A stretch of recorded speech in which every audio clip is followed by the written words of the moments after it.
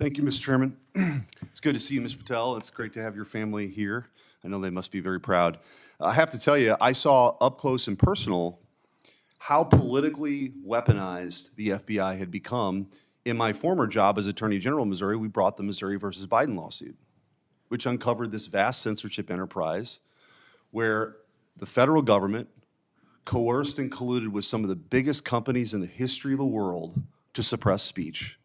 And not just that, actually to pre-bunk the Hunter Biden laptop story. The FBI had the laptop in November of 2019. They met with senior executives. Yoel Roth, who was the main guy at Twitter at the time, signed an affidavit saying they were talking specifically about the laptop. It could be Hunter Biden's, pre-bunking it, calling it a Russian hack and leak operation. They knew it was true. They knew it was his laptop. So the rot is deep, and the time for you is now, and I'm glad, because reform is needed. Senator Durbin referenced your book. I think it's a good, everyone should read the book, because I want to ask you about some quotes that are in the book, because a lot's been made of it, usually just some of the endnotes, but the content of the book. Did you say in the book, American justice must never be selective. If the law is applied unevenly, democracy crumbles? Did you say that? I did, Senator. When agencies like the FBI and the CIA prioritize politics over truth, the nation suffers. Did you say that? I sure did, Senator. Accountability isn't optional. Those who violate the public trust must face real consequences, regardless of their rank or title. Did you say that? I did, Senator. Okay. There's a lot more in there. I know that Senator Tillis has got the game of bingo. I'd like to play another game. Would you rather? Let's have at it, sir. Would you rather the FBI prosecute and persecute parents who voice legitimate concerns at school board meetings, or should it investigate domestic terrorists who commit school shootings and threaten the lives of American children? Absolutely investigate and prioritize the safety of our children and any actual and real domestic terrorists, as I've prosecuted in my past in the Obama Justice Department.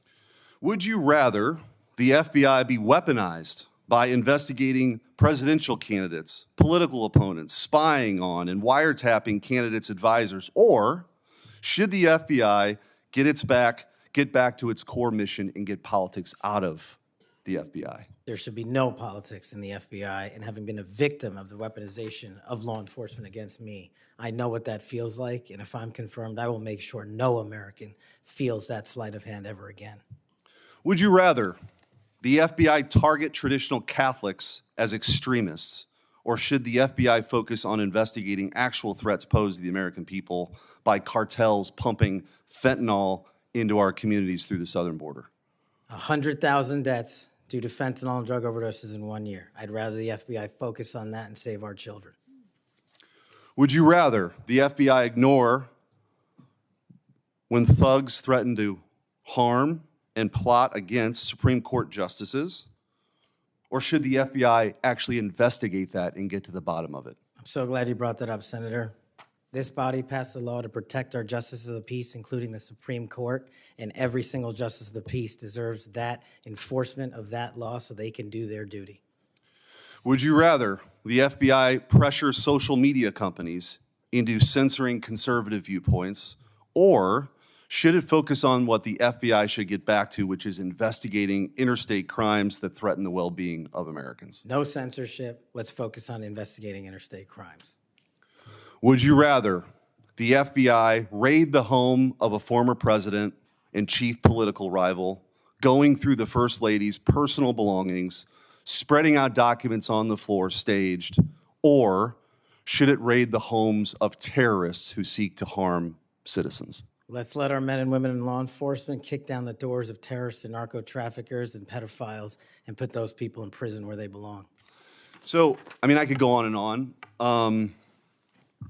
But let me tell you what I think's really going on here. What I think's going on here is that the folks on the other side can't actually believe and can't come to grips that they're in this position right now, that they're in the minority and that President Trump is back in office. Because what they did was, after he was out of office, they tried to destroy him. They tried to financially ruin him and his family. They tried to intimidate him. They tried to throw him in jail for the rest of his life. They tried to demonize half the country. Their opening and closing argument for the last 4 years has been that President Trump and Republicans are a threat to democracy. But the American people sat in a jury box and they watched. And they weighed the evidence and they heard all the facts and they rendered their own verdict. And their verdict was for reform. They don't believe that the people who've been doing this in these positions have done a particularly good job before. They think the deck is stacked against them, and they saw how our justice system was turned against political opponents in a Soviet-style justice system, which moniker was, "Show me the man, and I'll show you the crime." And by the way, I don't think they can believe you're sitting where you're sitting at right now. But guess what? You are.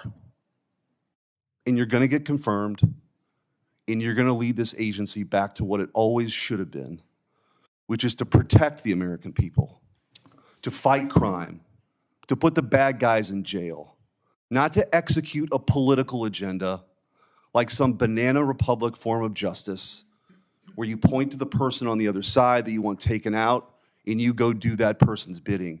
This country was founded on the idea that people could say what they wanted, they could believe what they want, and that the government wouldn't come after them. The government's job is not to tell you what you should think or what you can say or what you can do or what you believe. In this Justice Department under Christopher Wray and under Joe Biden and Merrick Garland has done just that. And that's why the trust has plummeted. So you got a big job. You got a big, big job. But I have all the faith in the world in you that you're going to restore that trust because you believe in the rule of law. You have an incredible personal story. You're going to get confirmed. And I wish you all the best. And you have my vote. Thank you, Senator. Appreciate that.